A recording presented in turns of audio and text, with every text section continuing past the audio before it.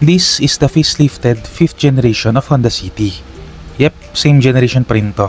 Wala pa ang 6th generation. Pero we'll be seeing minor changes here and there because why not? Don't fix what ain't broken, ika nga.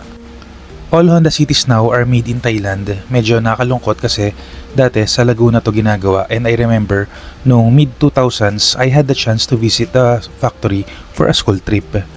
Anyway, this model we have here is the base 1.5e. May mga kits nga lang to like the chin, side skirts, rear bumper, and spoiler. Pero the mechanical and technical specifications naman will remain the same. Sa daming naglalabas ang models ngayon from other manufacturers, may tuturing na one of the old guards na itong Honda City sa atin dito sa Pilipinas. And dito sa video na to, tignan natin kung ano nga ba ang kaya pang ibigay sa atin ng Honda City base version, which also comes now with Honda Sensing.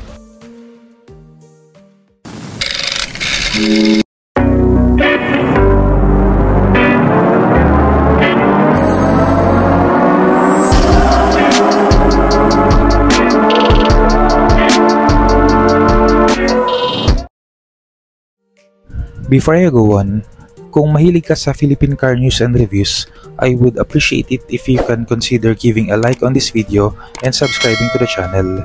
I post one video a week sharing my thoughts and opinions regarding Philippine cars. Maliit na bagay yan para sa inyo pero napakalaking tulong yan para lumago ang channel na to so that I may also know the interests of the Filipino consumer. Kung nakita mo ang front profile nito 10 years ago, aakalain mo na ito ay ang kanyang bigger brother na Honda Civic. Napakalaki na ng ginanda ng design talaga ng City. To the point na yung mga hindi masyado maalam sa sasakyan, aakalain na Civic tong sasakyan na to. It's a good thing for buyers nitong City pero ibang usapan na lang para sa mga naka-Civic. For its lights, kahit ito ay base version lang, naka-projector na ang headlights nito which gives very good visibility. Naka-halogen pa nga lang to pero that's fine, madali naman palitan yan ng LED. But I strongly suggest na for budget purposes, palitan lang yun after mapunde or kung hindi ka talaga kontento sa liwanag ng halogen lights.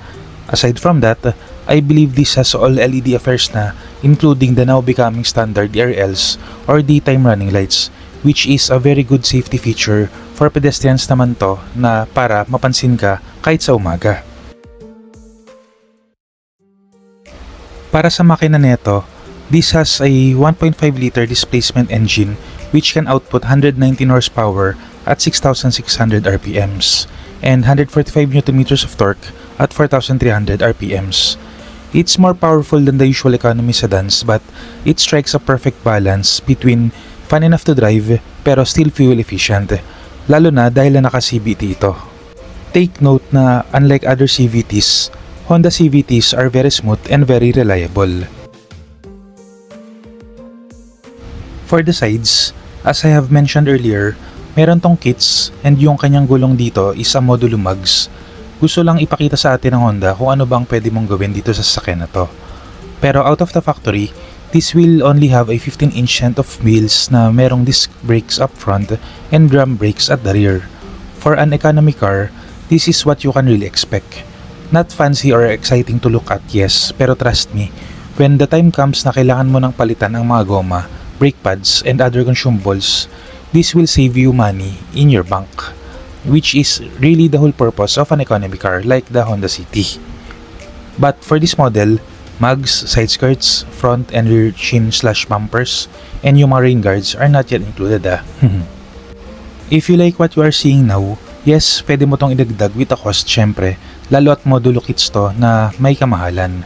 Kaya I suggest you look at the higher variants first to have a better understanding of the overall cost. Hindi ko sure kung it's the color of the vehicle or the lights in the showroom pero kung ito ang likod na nakita ko sa traffic, I won't get bored easily.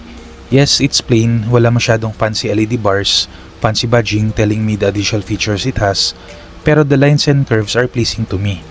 Siguro dahil medyo traditional or old school lang design, pero for me, the simple and plain rear profile goes a long way in terms of looks.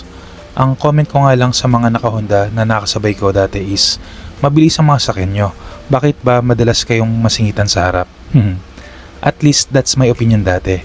Pero as I grew up and matured as a driver, narealize ko na maingat ata ang mga Honda drivers, lalo na at meron na silang Honda Sensing. I'll discuss Honda Sensing later, which is Honda's Advanced Driver Assistance Systems or ADAS or ADAS, whichever you prefer to call it. Pero bottom line, at least in my opinion, Honda drivers are very sensible and careful sa mga stop and go traffic situations. Opening the manual trunk, meron tong 519 liters of usable cargo space, which is help na these are magic seats na pwedeng ibaba ang mga rear seats para pwedeng kang magdala ng mahabang gamit. For the spare tire, being an old guard, yes, fortunately, it has it. Pero of course, being an economy car, though not spare tire lang ang meron neto, pero okay lang yan, pansamantagal na solusyon lang naman talaga to, kaya spare ang tawag sa kanya. Hindi ko sigurado kung gaano pa karami ang nakaka-appreciate ng spare tires, pero for me, malaking bagay pa rin na meron yan kaysa mga tire repair kits na naging uso ngayon. Here entering the rear seats, dahil base version to, meron lang tong cloth seat materials. Pero this is one of the rare times na I would say I like it. Hindi siya mukhang mumurahin or chipipay, at least in my eyes and touch. May benefit pa rin naman ang cloth seats lalo na sa mainit na bansa natin. First, hindi sila umiinit masyado kapag nabilad sa open parking na merong matinding init ng araw. On long drives, lalo na sa mga pawisin at mainitin, hindi pagpapawisan ang likod mo masyado. Pero for people na gusto talaga ng leather seats na madaling linisin at gusto ng customized look sa interior look ng sasakyan, madali namang magpa-customize nun. Or better yet, look at the higher variants ng City na naka-leather seats na.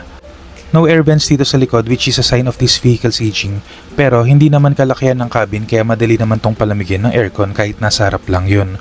For seating, nabanggit ko hindi ganun kalaki ang cabin, pero this can seat 3 people here at the back, pero best to seat 2 lang lalo na for long drives for a more comfortable ride. Hopping onto the driver's seat, we can see the expected controls for windows and doors on the left side. Blank buttons are here, expected yan from a base version. Then yung manibela nito is adjustable lang for tilt. Medyo pahirapan maghanap ng perfect driving position pero makasanayan din naman to in the long run. Buttons are here on the steering wheel para sa instrument gauge cluster and the 8-inch infotainment screen with Apple CarPlay and Android Auto. Manual controls for the aircon, which I like, iba pa rin kasi ang manual buttons and knobs, at least for me. Then for ports, meron pa rin tong 12-volt power outlet, dashcam ang mapupunta dyan for sure, and meron ding tong 2 USB Type-A charging ports, which again shows the aging of this vehicle. Something na wala are the center armrest. A big deal for me yun kasi I want that during traffic situations. Maybe not so much for others yung center armrest, but what I think might be a good feature to have na wala dito is the electronic parking brake and auto hold feature. If you are doubting the auto hold and electronic parking brake, leave it for several days in Manila traffic and you will understand why. But what makes this base version different from the other base versions of its competitors is the Honda Sensing. For starters, meron na tong adaptive cruise control, lane keep assist, and road departure mitigation na really useful for long drives. For high speeds, it's a small help to maintain safe distance, pero kung na-traffic ka na sa rural highways na tumatakbo ka ng 20 to 30 kilometers per hour, napakalaking tulong yan, promise. Hindi mo kailangan magpalipat-lipat ng pagtapak sa gas and brake. Trust me, I tried and I am very satisfied. Other Honda Sensing features na useful on the city are the collision mitigation braking system para papreno siya for you just in case hindi ka makapag-brake. Baka hindi neto totally mapigilan ang aksidente, pero at least mabawasan neto ang impact ng collision, which is very useful since safety is number 1 priority naman usually, diba?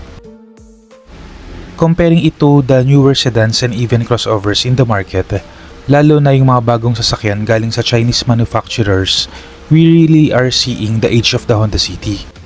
Lalo na when you see that even for this base variant, it's priced at 973,000 Philippine peso. I don't think this is the best city na mabibili mo, lalo na looking at the other variants. Especially the S variant neto, yun yung one higher variant neto, dagdag ka lang ng 25,000 for a better spec vehicle. Pero either way, the Honda Sensing features are something that makes this vehicle a noteworthy competitor pa rin in the sedan market. Lalo na that you are getting the Honda badge, which is a tried and tested, easy to fix, easy to maintain, a nice looking vehicle, practical, and fun vehicle pa rin whichever way you look at it. But that's just my opinion. Ikaw, ano ang masasabi mo? That's it for this video. Kung may gusto kayong idagdag, put them in the comment section down below. So this is Kai, your driver but not so sweet lover na nagsasabing, keep calm, drive safe, and stay awesome.